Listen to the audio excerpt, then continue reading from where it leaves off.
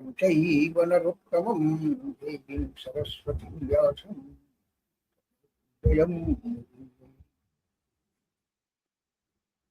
श्रोता बंधु, अब तक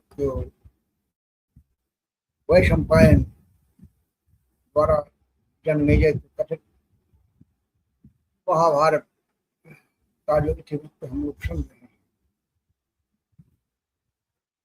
उसमें ययाति की कथा हम लोग सुन रहे हैं। ययाति ने अपनी वृद्धावस्था वो अपने पुत्र, सबसे छोटे पुत्र शर्मिष्ठा अपनी वृद्धावस्था देकर उसकी युवावस्था दी, फिर होगा 1000 वर्षों तक।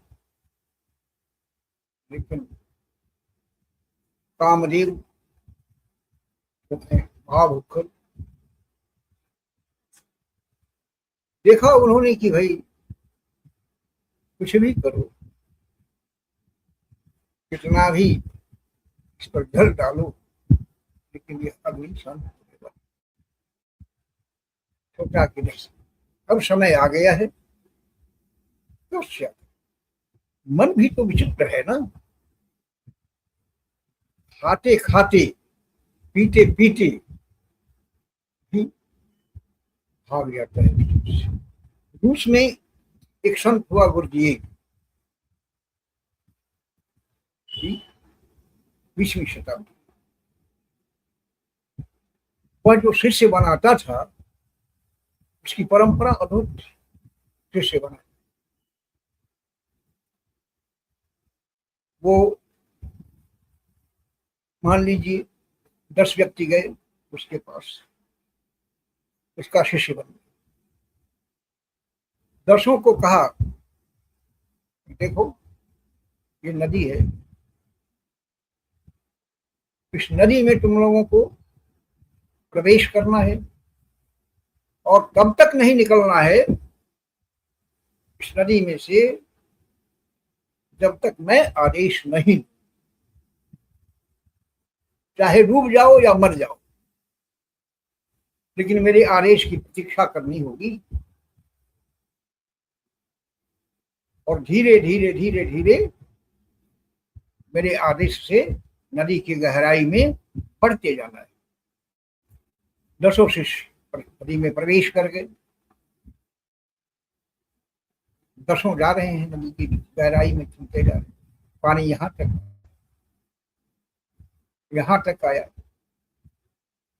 यहां तक आया। अब उसमें से दो ने सोचा कि भाई अब तो गर्दन तक आ जाएगा। सोचते सोचते आ भी गया, पढ़ना है, इतना नहीं है। तो निकल गए, बोल ही नहीं रहा है, किनारे पर खड़ा है गुरु कि मरने की बात कर, आ जाएगी भाई। जो निकल गए, पानी यहां तक आया, फिर दो निकल गए, अब नाक के नीचे तक पानी आ गया। 5 निकल गए कि अब तो मरेंगे। एक रह गया, 10वां रह गया। पानी आंख तक आ गया, लाट तक डूब गया, दिखाई नहीं पड़ने लगा कि उसका गुरु गुरुजी नदी में प्रवेश किया। उन शिष्यों के साथ उठकर टांग कर लाया, तो बेहोश था। फिर प्रक्रिया जो होती है वो किया, पेट वगैरह दबाया गया, पानी निकाला गया, शिष्य होश में आया, स्वस्थ हुआ। तो गुरुजी ने पूछा कि मेरा आदेश था, यानी एक पर से मरने का आदेश था, और तुम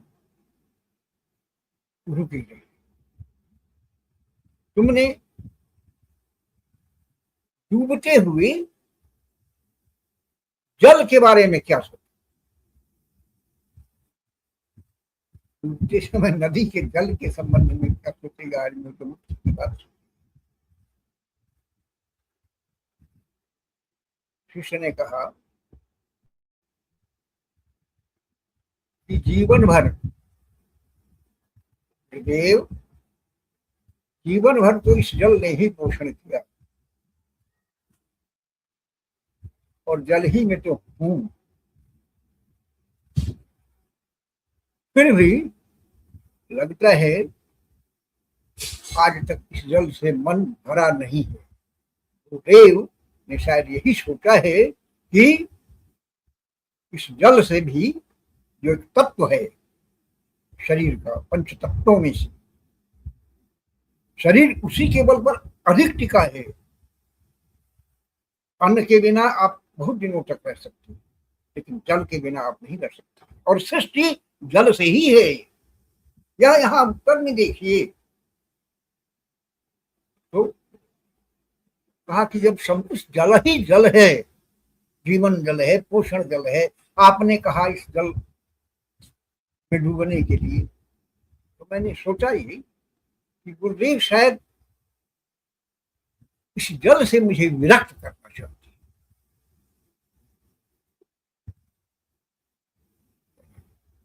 इस जल से विरक्त करना चाहते हैं, प्राण से विरक्त करना चाहते हैं। इसीलिए उन्होंने यही मेरे चिंतन में कि जो तुम्हारे पास है, बहुत है, अधिक है, उसमें इतना डूबो से विरक्त। जल जो था गुरुदेव, बट तुझे विरक्त का आदेश था, पर तुम्हें आदेश था। यह प्रसंग इसलिए मैंने प्रस्तुत किया, काम में डूब गया, आपात चूर, शरीर, मन, इंद्रिय, चित्त सब कुछ डूब गया। और डूबने के बाद मालूम होता है असम।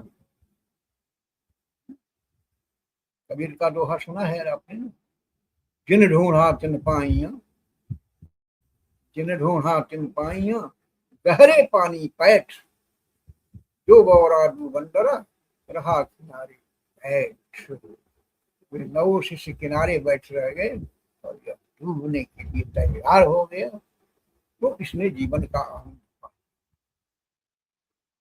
गुरु का आशीर्वाद ही और शामिल। तो ययाति जी डूब गया, इतना डूबा काम में कि उब गया काम से। और तब उसने पुरु को राज्य दान किया, राज्याभिषिक्त किया उसको, और अपने तपस्या में चला गया। हजारों वर्ष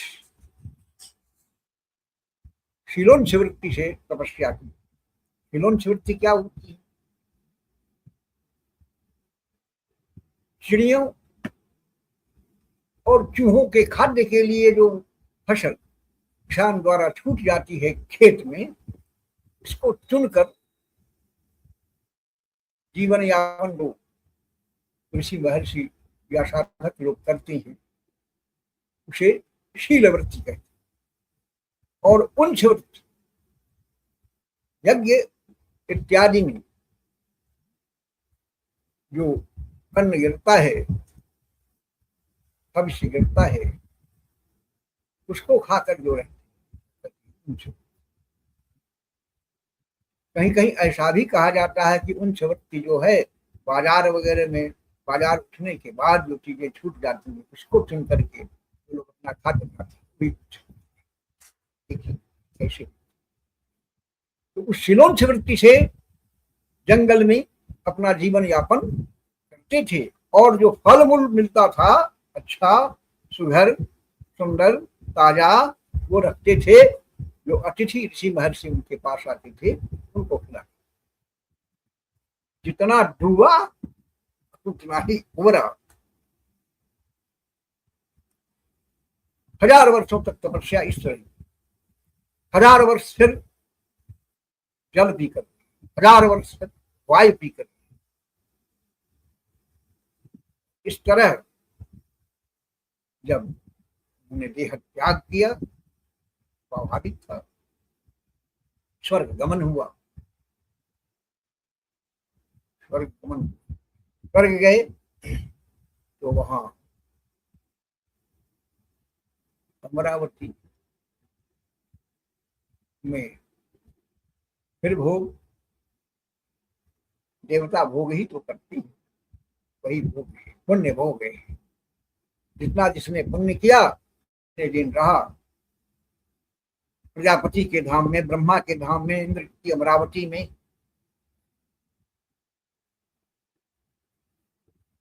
जब ये गए देह त्याग कर इंद्रपुरी में, इंद्र ने इनका बहुत स्वागत किया। राजन, आप तो इस पद के अधिकारी, इसे योग्य हो, तुम्हारा स्वागत है। ये बताओ कि तुमने जब गुरु का राज्याभिषेक किया तुमसे क्या बतलाया, राज्य करने के लिए उसको सीख क्या दी, उसे क्या समझा? विराट ने कहा यह सामान्य बात है, इंद्रदेव राजा को प्रजा पालक होना चाहिए, राजा को प्रजा किसी प्रकार का कष्ट नहीं, क्या देखना, राजा को दुष्टों का दमन करना चाहिए किसी भी कीमत पर, कि राज्य में दुष्ट जन नहीं, निंदक तो रहे ही नहीं, कि ये अद्भुत बात है। राज्य में निंदक न हो, कबीर ने कहा कि निंदक मेरे राखी आंगन टीछा हुआ है, सावन पानी बिना निर्मल करे सुहाए। लेकिन यहाँ महाभारतकार कहते हैं कि याच ने कहा कि मैंने उसको अपने सीख दी कि तुम्हारे राज्य में कोई निंदक नहीं रहे, चुगलखोर नहीं रहे, ऐसा करना है, हमारी प्रजा सुखी रहे। और सत्य भी है, अधिकतर युद्ध, अधिकतर विग्रह, अधिकतर कला, अधिकतर विनाश इनके कारण हुआ है। महाभारत की ही न कथा चल रही है, भारत में सबसे बड़ा चुगलखोर है तो महाराज है।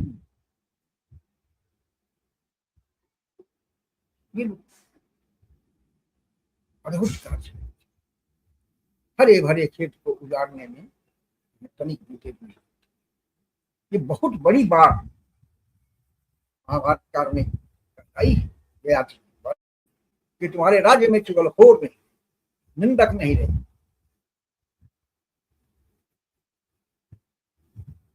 बात करते करते आप तो जानते हैं आखिर में इंद्रदेव क्या चाहते, क्या चाहते, यही ना कि उनके पद का कोई अधिकारी न हो।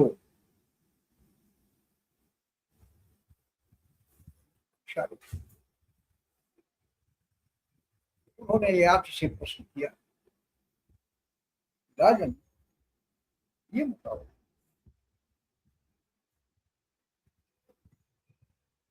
क्या बताओ कि तुमने जो तपस्या की, चुलन शिवृत्ति से की, वायु पीकर, जल त्याग कर किया, तो तुमने जो तपस्या की उस तपस्या का क्या महत्व है, और तुम क्या समझते हो कि तुमने जितनी तपस्या की उतनी तपस्या आज तक किसी ने की है अथवा नहीं? देखा, बड़ी अच्छी बात है, सामान्य बात लगती है, आपने क्या कितना किया बताइए।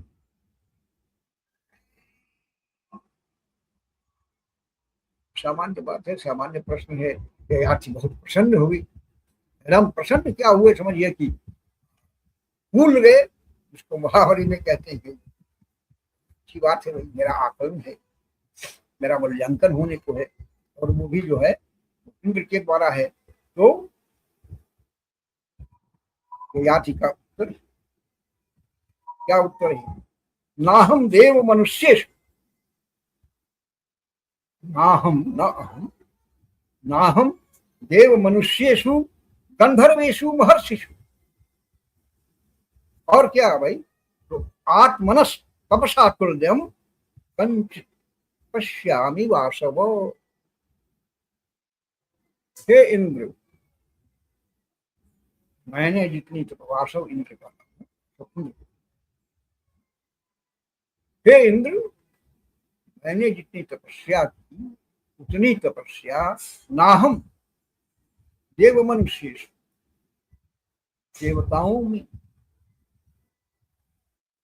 मनुष्यों में, गंधर्वों में। क्या बात है, क्या अभिमान है, क्या आत्म प्रशंसा है। ये कहाँ ले जाएगा? नाहम देव मनुष्य गंधर्वेषु महर्षिषु। देवताओं ने भी मेरे बराबर तपस्या नहीं, मनुष्यों ने तो की ही नहीं। गंधर्वों ने भी मेरी तरह तपस्या की, और महर्षियों की तो बात ही अलग है उन लोगों ने। और मैंने जितनी तपस्या की उतनी तपस्या किसी ने की, ऐसा मुझे कहीं दिखाई नहीं पड़ता है। मेरी टक्कर का तपस्या करने वाला कहीं आपको नहीं मिलेगा। इंद्रदेव ये समझ फंस गए, फंस गए बच्चू, फंस गए। अब इंद्र ने कहा, ययाति आप जो बात कह रहे हैं, आपकी तरह किसी ने तपस्या ही नहीं की, किसी ने नहीं की। इतना अभिमान, इतनी प्रशंसा। आपको पता है आपकी प्रशंसा क्या है? मृत्यु है, पतन है आपका, पतन होगा। आप गिरेंगे स्वर्ग से जनाब। सत्य ही, सत्य ही। देखिए, आत्मप्रशंसा इतनी बुरी है। ययाति की सारी तपस्या, सारा पुण्य नष्ट हो जाता है, और उसको स्वर्ग से स्खलित होना। महाभारत का ही प्रसंग है।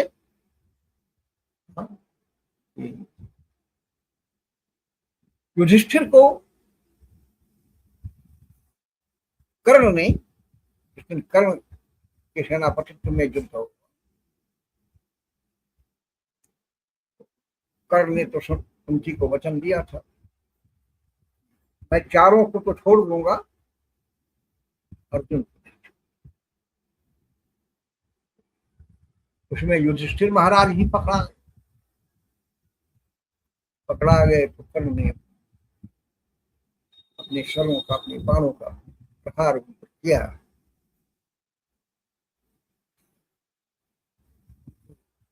बचाने के लिए सात्यकी गया, अर्जुन का शिष्य भीम गए, नकुल सहदेव गए, सब गए, लेकिन कर्ण को कर्ण का क्षत विक्षत कर दिया इनके शरीर, घबरा गए। अंत में इनको लेकर सब सारथी शिविर में बहुत दुखी हुए धर्मराज। आज इस सूतपुत्र ने जिन्हें प्रहार की, मुझे रणक्षेत्र से शिविर में आना, अर्जुन व्यर्थ है। जब मुझे रणक्षेत्र छोड़ना पड़ा और अर्जुन नहीं आया, अर्जुन दूसरी जगह उलझे हुए थे। व्यर्थ है उसका रहना। बहुत दुखी थे, बहुत संतप्त थे, ग्लानिग्रस्त थे। फिर संज्ञा क्या हुई, अर्जुन और श्री कृष्ण पधारे। अर्जुन को देखते ही युधिष्ठिर विफल पड़े। तुम्हारे रहते मेरी ऐसी दशा हुई, ने मुझे इतने बाण मारे, घायल हो गया, मुझे आना पड़ा, उठना पड़ा।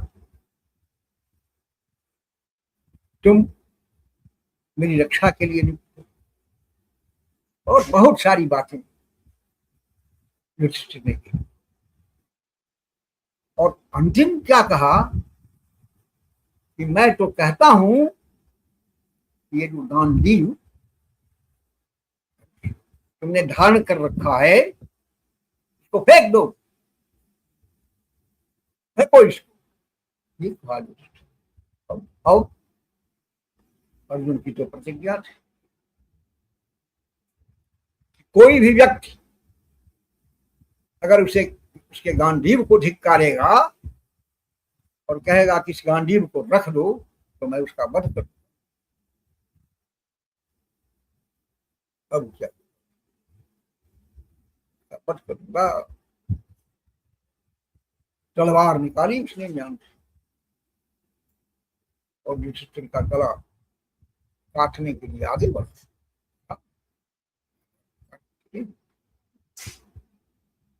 श्री कृष्ण दौड़े, हाँ अर्जुन ये क्या करती है, अधर्म होगा। अर्जुन कहता है केशव अधर्म तो तब होगा जब मैं इनका वध नहीं करूंगा, क्योंकि आप जानते हैं कि मैंने प्रतिज्ञा कर रखी है कि जो कोई भी मुझे कह देगा कि गांधी रख दो, मैं उसका वध करूँ। ये तो प्रतिज्ञा से विचलन होगा, इनका तो अब निश्चित है, मैं करूंगा ही करूंगा। बहुत कुपित अर्जुन। भगवान श्री कृष्ण क्या कहना, नटनागर आज कहीं अटकी, आज वही अटके अर्जुन और युधिष्ठिर के बीच। कहा कि अर्जुन, गीता में कहते भी है ना एक जगह, नचेन विरुद्धो सेवितव्यम। हे अर्जुन, तुमने ज्ञानियों की सेवा नहीं की। वृद्ध का मतलब वहां ज्ञानी है, अनुभवी है, चेतस व्यक्ति है, विचारवान की बात है। वृद्ध का मतलब नचेन वृद्धो भवति ये नाश फलितम शर। वृद्ध वह नहीं है कि जिसके बाल उजले हो गए। वृद्ध वह है जो ज्ञान संतृप्त है, ज्ञान के महासागर में जो गजराज की तरह अटखेलियां, वो वृद्ध है, उसे वृद्ध है। तो अर्जुन, इतना तुमको मैंने पढ़ाया, इतना सिखाया, इतना ज्ञान दिया, लेकिन तुम मूर्ख के मूर्ख ही रहे। तुम आश्चर्यचकित हो। आप ऐसा कह रहे हैं किशोर? हाँ बिल्कुल कर। अरे भाई ऐसा है कि देखो, तुम इनका वध करना चाहते हो ना, मार डालना चाहते हो। हाँ बिल्कुल। तो सुनो मेरी बात, मरना तो इनको है, ये मरेंगे। कैसे मरेंगे यह विचारणीय है। देखो, अपने से श्रेष्ठ व्यक्ति को, पूजनीय को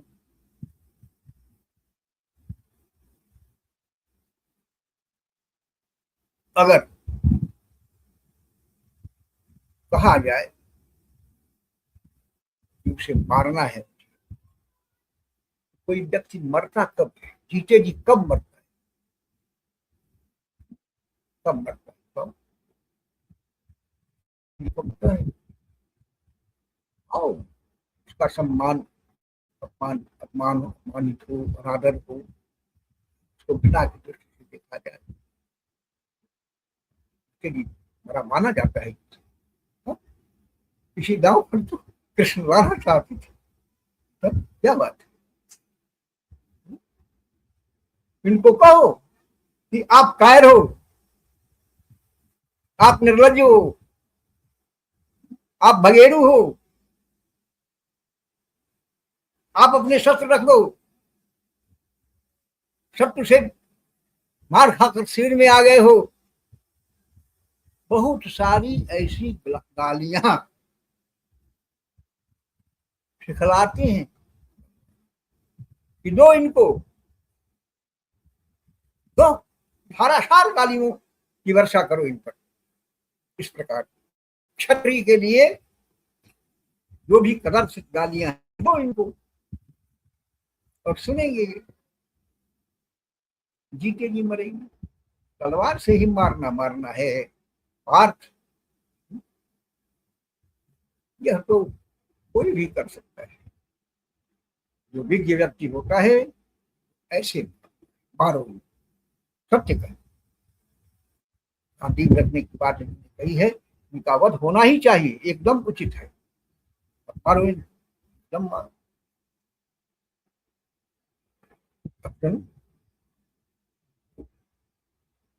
कायर निर्लज्ज निंदनीय सारी बातें।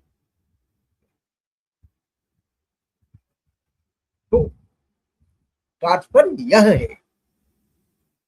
कि कोई व्यक्ति जब जो है वह स्वयं अपने मुख से उसका बखान करे, अपनी प्रशंसा करे, भागे हुए हैं रण क्षेत्र से आए, वीर बन गए, अर्जुन को गाली दे, अर्जुन को कोस रहे, काम आपने किया है कदम से, और कोस रहे हैं दूसरे को। तो ये होता है व्यक्ति जब आत्म प्रशंसा करता है, अपनी आत्म प्रशंसा होकर दूसरों को जब कोसता है तो उसका पतन होता है।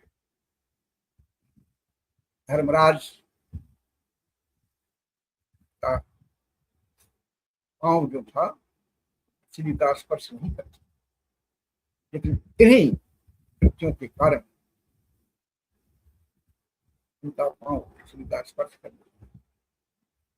एक तो द्रोणाचार्य को निहत करने के लिए उन्होंने क्या भाषण किया, दूसरे अर्जुन कोसा था, जबकि वे स्वयं वहां थे कि उनकी निंदा हो। तो ययाति कहता है कि मैं तो, मेरे समान किसी ने कोई तपस्या नहीं। कहता है कि ठीक है बच्चों, फंसे ना, जाओ, ययाति का पतन। ये बहुत बड़ी बात है महाभारत की कि आत्म प्रशंसा नहीं करनी चाहिए। मैं क्या हूं, मैं खुद बोलूंगा, लेकिन बुलवाने वाले बुलवाते हैं कि इसका पतन हो। सर कैसे हैं आप बताइए, कैसे क्या करते, वही करता है इंद्र, ययाति का पतन होता है। ययाति आते हैं स्वर्ग से भूतल पर आते हैं, फिर आगे की कथा आएंगे। आप लोगों के लिए शुभकामना है, ध्यान करें, यही मेरी शुभकामना है।